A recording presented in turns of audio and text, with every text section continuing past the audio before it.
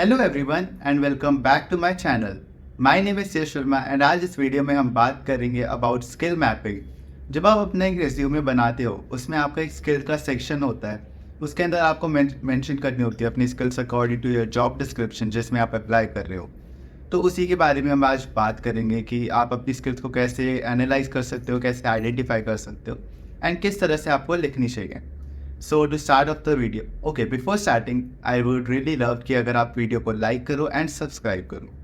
So let's start with video. Okay, so the first thing, हम skills को दो part में डिवाइड करेंगे, which is your hard skills and soft skills. तो hard skills आपकी basically आती है कि आपकी जो टेक्निकल स्किल्स हैं, जो आपको नॉलेज है उसके बेस पे, और सॉफ्ट स्किल आती है आपकी पर्सनालिटी बेस पे कि आपकी यू कैन से कम्युनिकेशन स्किल्स टाइप, तो वो सॉफ्ट स्किल्स में आती है।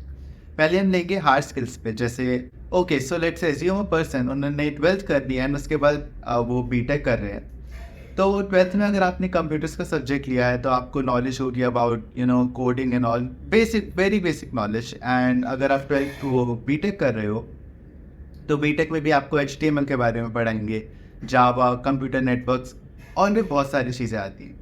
तो उनसे आपको बेसिक नॉलेज होती है। And keep one thing in mind, अगर आप इंटर्नशिप करने जा रहे हो तो ज़रूरी नहीं कि वो आपसे बिल्कुल ही high tech you can say very technical questions वैसा नहीं पूछेंगे। वो आपसे बेसिक एक्सपेक्ट करेंगे और बेसिक ही क्वेश्चंस पूछेंगे।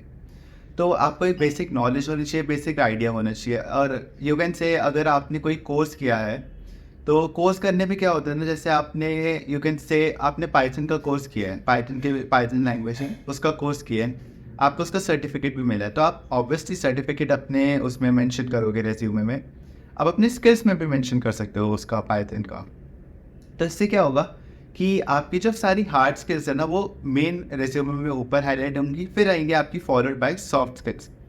सॉफ्ट स्किल्स में भी यू कैन से जब आप इंटर्नशिप लेवल पे, जब आप फ्रेशर लेवल पे कि आप उस इंडस्ट्री में स्टेप कर रहे हो, वर्किंग इंडस्ट्री में, तो वो ज़रूरी है। बट यू कैन से कि अगर आपका 2 साल हो गया इंडस्ट्री में, 3 साल हो गए, तो ऑलरेडी पता होता है कि यार ये बंदा इतने टाइम से इस इंडस्ट्री में है, ऑब्वियसली ये स्किल्स तो होंगी, तो आप वो बाद में मेंशन नहीं भी करो तो चलेगा, but as an entry level आप वो कर सकते हैं।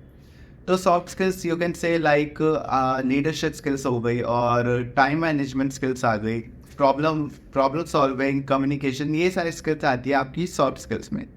अब आप जैसे कह सकते हो, आप अपने एक्सपीरियंस के साथ मेंशन कर सकते हो कि आपने कोई इवेंट ऑर्गेनाइज करवाया था, उसमें आपने लीडरशिप क्वालिटी दिखा दी। आप प्रॉब्लम सॉल्विंग की स्किल दिखा सकते हो इसी तरह किसी एग्जांपल के साथ। तो ये सारी स्किल्स को आप अपने okay, so the first thing you can do, आप एक अपना नोटपैड बनाओगे एंड ये सारी स्किल्स जो आपकी hard skills and soft skills हैं इनको उस नोटपैड पे मेंशन कर सकते हो कि मेरे पास ये सारी स्किल्स हैं एंड इनको अब हम रेज्यूमे में डालेंगे। बट रेज्यूमे में कैसे डाल दिए?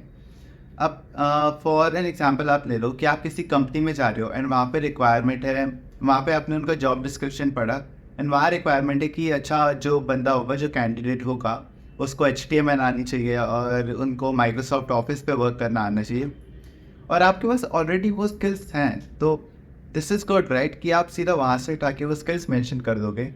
And it is very useful कि अगर आप उन स्किल्स के आगे थोड़ा सा एक्सपीरियंस चाहिए, या फिर उन स्किल्स को थोड़ा एक्सप्लेन कर पाओ कि आपको वो किस तरह से आपने उन पर काम किया है, उनमें आपको क्या आता है। तो इस चीज़ से क्या होगा कि आपने जो अपनी स्किल्स में सबसे ऊपर मेंशन हाईलाइट स्किल्स करी हैं वो उनकी जॉब डिस्क्रिप्शन से मिलती होंगी। तो इससे क्या होगा कि जो स्किल्स है उसमें आपने जो ऊपर हाईलाइट स्किल्स अपनी मेन करी हैं और जो उनका ATS सिस्टम है जिसमें वो स्किल्स की रिक्वायरमेंट है, तो आपका रिज्यूमे पास हो जाएगा क्योंकि आपने वो स्किल्स मेंशन करी है। आप अपने ऊपर मेन टेक्निकल स्किल्स लिखेंगे which is your hard skills followed by your soft skills. So इससे आप कह सकते हो कि आपके रिज्यूमे में इम्पैक्ट पड़ेगा कि अच्छा आपने स्किल्स अपनी अच्छे से ऑर्गेनाइज करके मेंशन करी है। सो आई होप आपको ये वीडियो अच्छी लगी होगी एंड आपको थोड़ा आइडिया मिला होगा कि अच्छा आप अपनी स्किल्स किस तरह से आइडेंटिफाई कर सकते हो कि आपने क्या क्या किया है उससे रिलेटेड, और आप उन चीज़ों को अच्छे से मैप कर पाओ अपने रिज्यूमे में। So if you like the video, make sure to press that like button and subscribe. Thank you.